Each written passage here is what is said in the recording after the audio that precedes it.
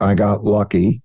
A company came along and acquired this company that was about to go bankrupt, and it tripled.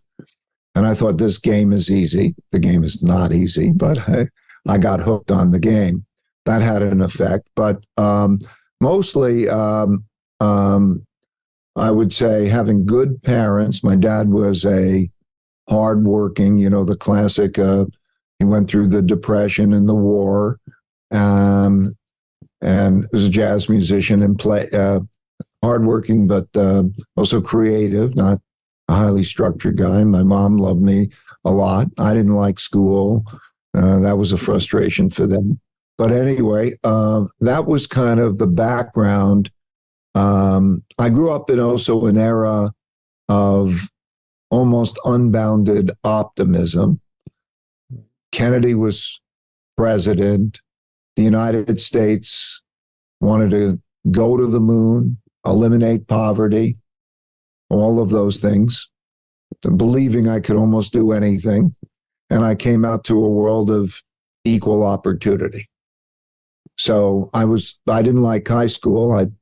I got into a college that worked very well for me, but not a great college in classic measurements, on probation. I loved college, did very well, went on to Harvard Business School, which I loved.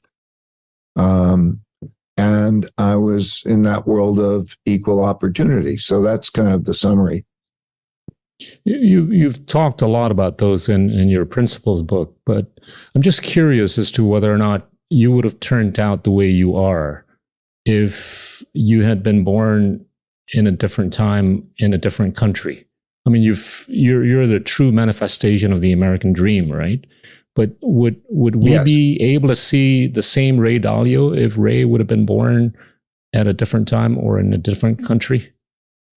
I think that if you look at immigrants, it depends on what I was like.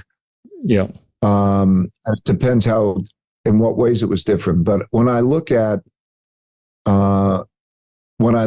immigrants and